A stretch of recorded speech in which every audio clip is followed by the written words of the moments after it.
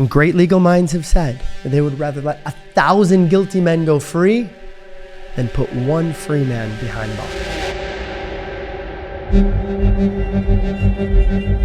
On August 22nd of 2022, William Penn University athlete Tayvin Galanakis was wrongfully arrested for driving under the influence by Officer Nathan Winters and Lieutenant Wing of the Newton, Iowa Police Department.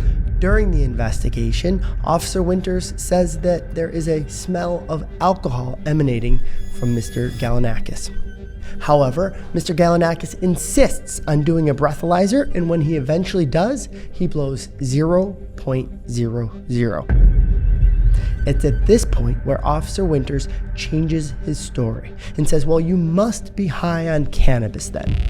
Throughout the whole investigation, police conducted themselves unprofessionally, and you can watch this full video where 3 lawyers from our law firm break down the entire arrest. If you have not seen that video, you must go watch it.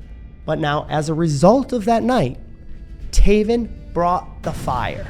He now is suing both police officers as well as the Newton, Iowa Police Department. Our law firm has handled thousands of DUIs over the years, and the truth is, we've seen things like this before. Now, just because it's rare does not mean it's acceptable. In fact, it is wrong, because not everyone's night ends like Taven's did, where they get to go home. Many people are charged wrongfully and are forced to defend themselves in court. And a small percentage are even found guilty despite wrongful charges. And so that's why this channel exists.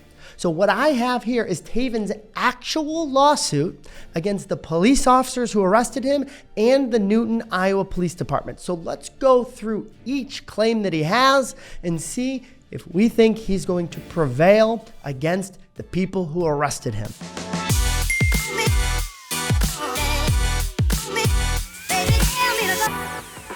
So Taven files this lawsuit with the help of his lawyers, and that case is currently pending in federal court. So just to be clear, what he's claiming is that his rights were violated, and as a result, he should be compensated.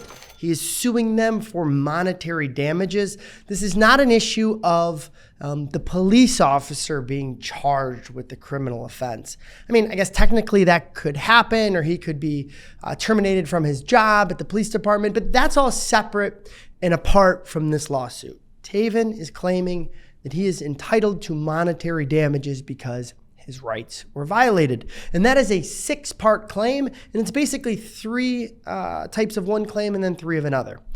Let's go through this, but before we do, I just want to tell you that this is not even the juiciest part of this claim. You're gonna have to stick around to the end of this video to see what the officer is claiming against Taven, how the officer is suing the driver. Right back.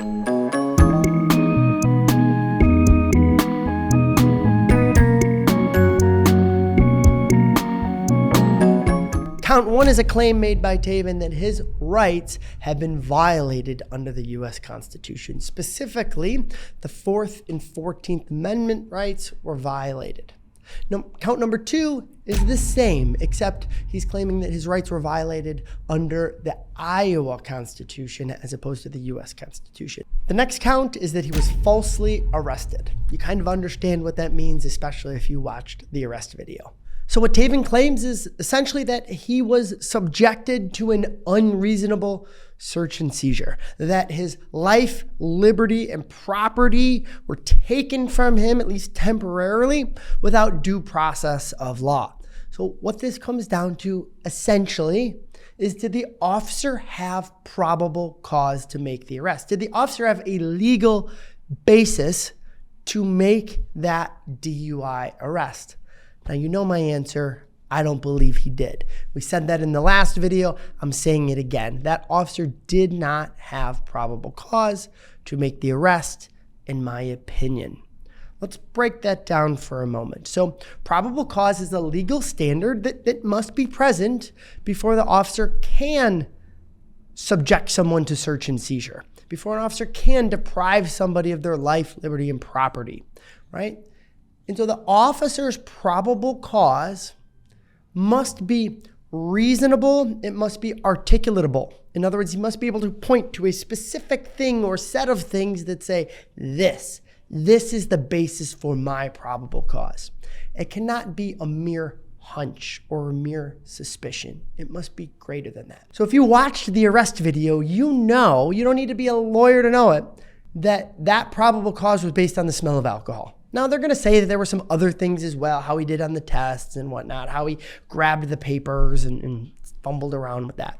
But the majority of that probable cause was based on the smell of alcohol. So your movements in the car with you fumbling over the registration, Yep. kind of say otherwise. All right. And so does the odor of alcohol coming from your person. Officer won't admit it, but I believe most lawyers, at least for sure criminal defense lawyers, and clearly most people just watching that video understand that. When Taven blew .00 on that breathalyzer, that probable cause disappeared. Where'd it go? Where'd it go? I can't find it. Where can it possibly be? Yet, that officer continued to pursue the arrest. Now, he tried to change it. What the officer's doing when he switches from an alcohol-based DUI to a cannabis-based DUI without any extra circumstances, right? Without the smell or finding of cannabis or anything like that. What he's doing is he's shifting, he's reestablishing his probable cause. But he did that in just a terrible, terrible way, and anyone watching realized that.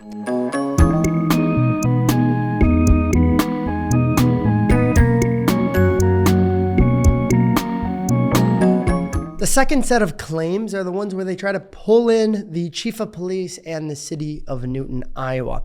And so how do they do that? Well, one is just the simple fact that Officer Nathan Winters worked for the city, right? And as a result, the city should bear some liability in this situation. No different than if a delivery driver gets in a car accident. You can bet if the delivery driver is getting sued, well, so is the company that he was working for at the time. Additionally, Taven is making a claim that the officer was improperly trained and supervised, negligently trained and supervised. And as a result, that's what led to this arrest. That's what led to this behavior, right? And therefore, it is the city's problem and not just Officer Nathan Winters acting rogue. And the third claim is under the Monell Doctrine, which is interesting. Essentially what he's claiming is that the city either had a policy or really lacked a policy in dealing with police misconduct, right? So clearly, in Taven's opinion and in mine, there was police misconduct here. And so how the city handles that, what policies they have in place to deal with this really, really matter. And when they fail to do that, well, that's how they pull in the city as well. So if you've been watching so far, you may think that Taven has a slam dunk case. He's about to get a payday because his rights were clearly violated by this police officer. Now, while I agree that is what happened, winning this lawsuit is a different story. And that's because of a thing called qualified immunity. You may be familiar with this. This has been a hotly debated topic over the past few years, especially with some of the protests that had happened over the last few years. Every police shooting, every police brutality case that's in the news, qualified immunity comes up.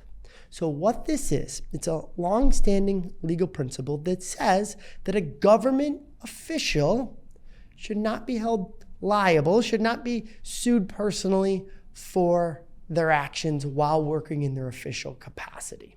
And that includes law enforcement officers. So the reason for this doctrine is because, we want our government officials to be able to be free from scrutiny in making these decisions. But only up until a point, right? On the other hand, it means that these officers or other government officials who, make outrageous decisions and have outrageous illegal actions are not held accountable. And so you can see why this is debated so often. But as it sits today, qualified immunity is very much a thing, and it will be necessary for Taven and his legal team to overcome it in order to prevail in this lawsuit. It is not an easy thing to do.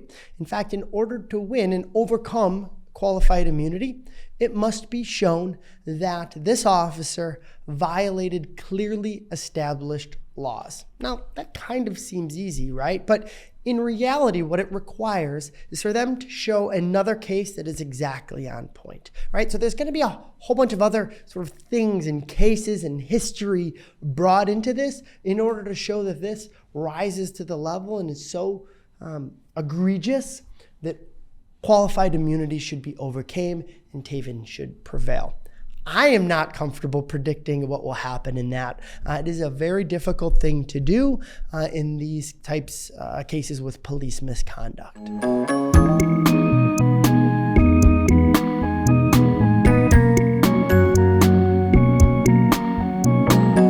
Before we talk about this officer's defamation counterclaim, I want to talk about speaking with the police. I want to talk about commenting to the police in general when you are the subject of an investigation.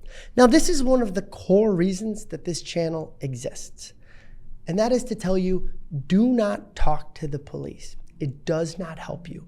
And in fact, you saw myself and some of the other lawyers in our firm when we were reacting in real time to Taven's arrest video. You saw us repeatedly say, he needs to stop talking. I would say respectfully, officer, I don't want to answer any of your questions and just stay quiet. Even like the nice stuff, like, oh, you played football, would you answer that? No, because I think that he's just trying to gain more evidence against you to use at trial. It's my belief that that investigation would not have gone anywhere. He never would have been arrested if he had simply not spoken with the police.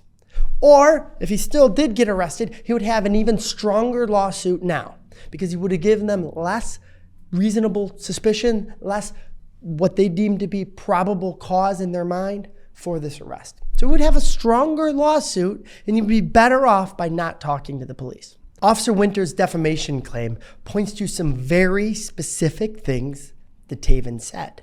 Now, it's not things that were said during the arrest, but it was things that were said afterwards. And if you watch the arrest video, when they're at the police station, Taven had edited the video to include some extra language. There are some extra statements that were made by Taven or on behalf of Taven. And those statements have to do with Officer Winters and his own criminal history. Specifically, the video reads that Nathan Winters of the Newton Police Department convicted of domestic abuse after beating his ex-girlfriend, and the chief of police allowed Nathan Winters to stay on the force even after Nathan beat the shit out of his girlfriend.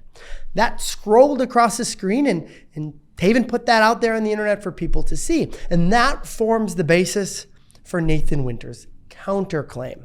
Now, there's some other things that have to do with TikTok comments and YouTube comments and Facebook comments that were allegedly made by Taven, but the bulk of it is that. The bulk of it is that statement made by Taven in the editing of the video. And so this is where Taven's statements come to hurt him again. You see, it's not just the statements made on the scene, it's the statements afterwards now that are going to continue to haunt him in this defamation claim. Now, he may prevail on this. Like we said, I'm not sure if the statements are correct or not. But the fact is that if Officer Winters prevails on this counterclaim, that may negate or at least reduce any amount of money that Taven would have won on his claim. See, these things offset each other. And so this is why you hear lawyers say, do not make any statements. This is why in the nightly news, you will hear people say, my attorneys advise me not to make any statements while this case is pending. And don't get me wrong, this doesn't negate all the terrible things that Nathan Winters did. You know where I stand on that.